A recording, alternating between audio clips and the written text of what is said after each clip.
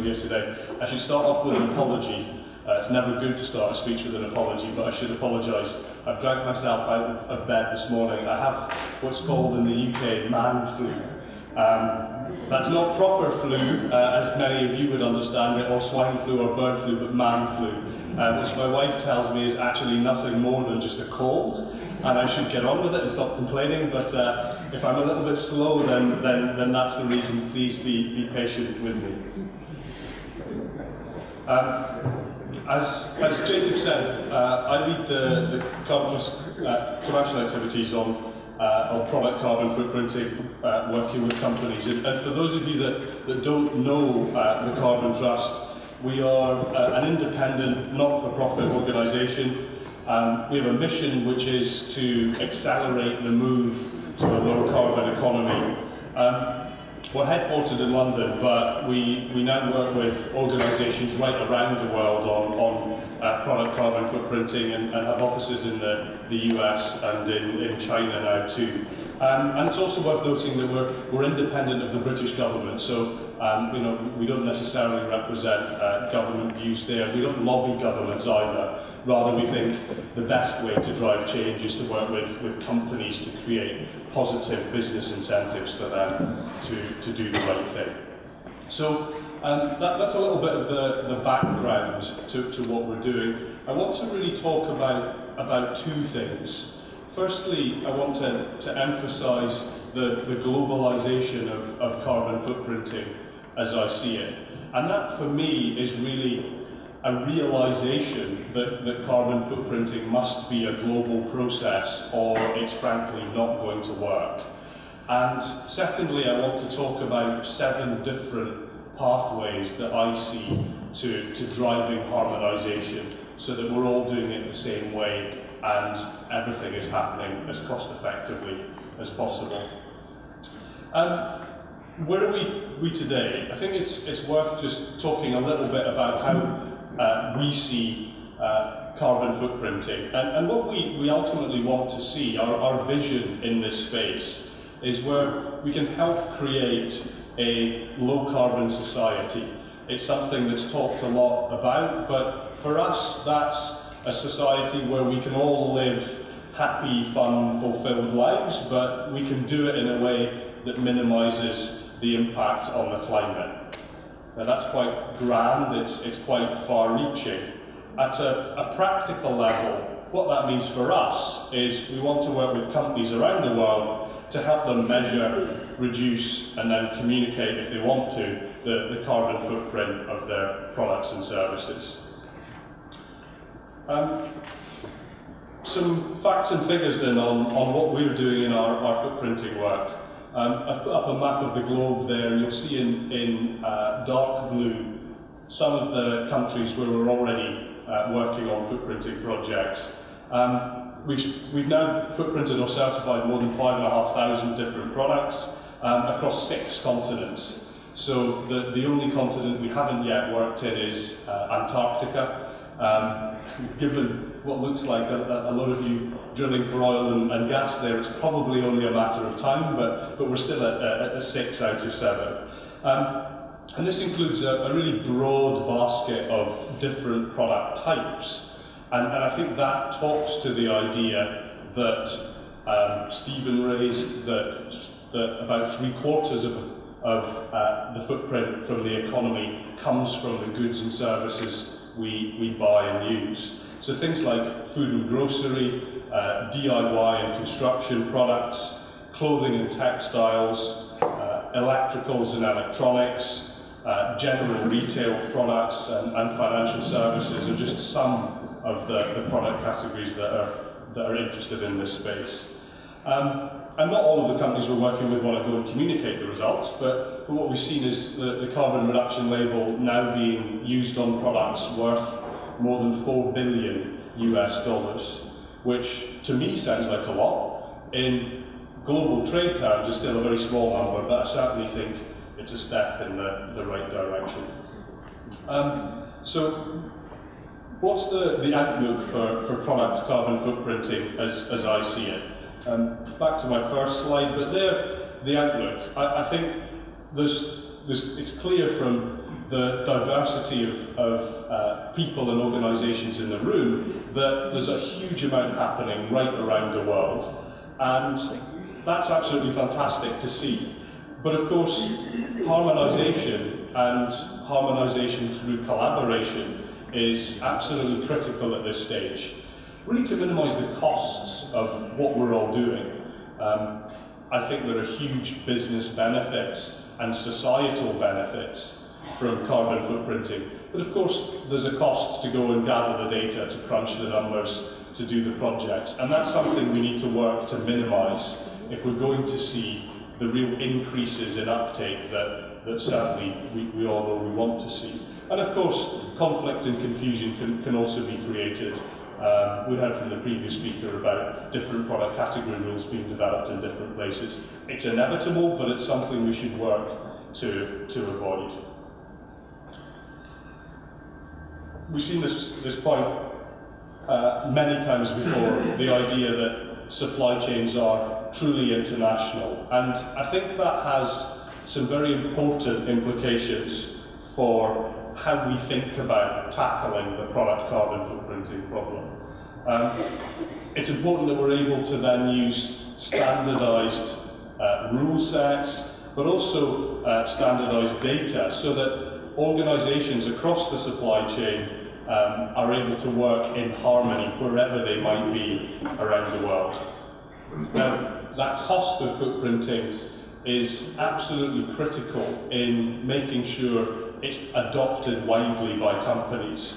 And it's clear to me that we need better data, better calculators, better footprinting tools and software products, but also improved skills and consultancy support, certification support, and education of people in business, but also of the consumer out there to create the ultimate demand. And of course, some endorsement and encouragement from the NGO community and from governments certainly will help. Now, I think that the best way to realise our end goal, to meet that vision that I described, is actually a shift in how we do that carbon footprinting work today. So today,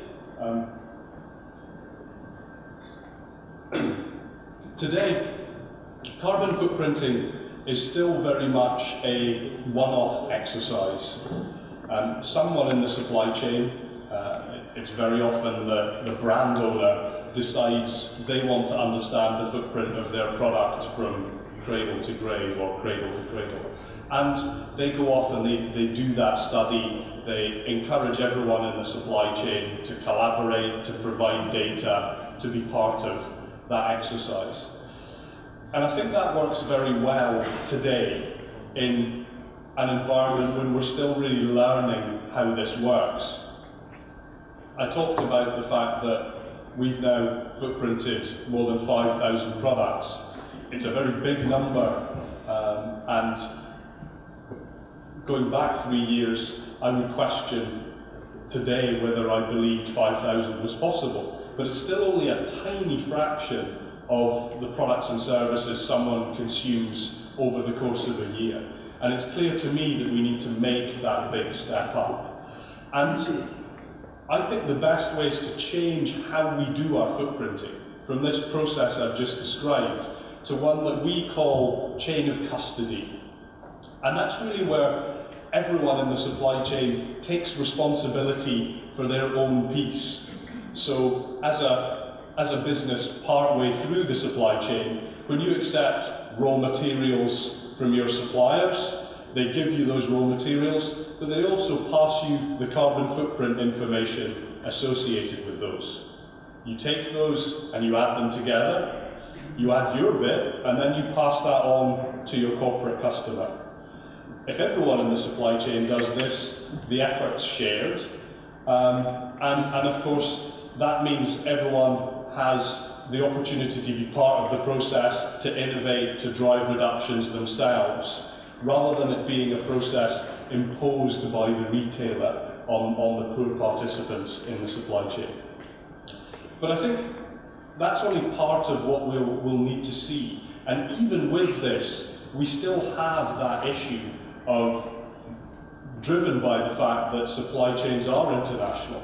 And there, making sure that suppliers, wherever they are in the world, whoever they're supplying, are asked the same questions, they're providing carbon footprint information the same way, and that they're only doing the job once, and that will minimise the costs and the efforts to them. So, some further thoughts on how all that comes together, and I've tried to group things into 7 different areas for how I'll see, or how I'd like to see carbon footprinting develop globally. The first is at the highest level around standards development. Of course, we had past 2050. We now also have the development of the ISO standard and the work that WRI are doing in Washington to develop a product footprinting standard there too. And that's, of course, incredibly important to create that overarching framework that can be used right around the world. The World Resources Institute are road testing that just now, and we're very pleased to be part of that road test project, with working with companies in the US, China, South Africa, Brazil, France and the UK, as a way to really make sure that what we have is truly fit for purpose. Of course, that standard will inevitably be very high level, and we'll need to do more to define approaches for particular product types. And the presentation that we've just had on product category rules, I think, gets to the heart of a lot of those issues. I think 2 things worth saying in addition to that presentation. I think if we just take a product view, there's a risk that we miss some of the opportunities, and that there's still a potential for inconsistency. So if I develop a product rule for beef and for beef burgers over here, and someone else develops product rules for chicken and chicken burgers over there, both those rule sets can be developed in a compliant way. And yet, if one of the purposes of doing this work is to encourage individuals in society to make lower carbon choices, then maybe switching from the beef burger to the chicken burger is a good thing to do.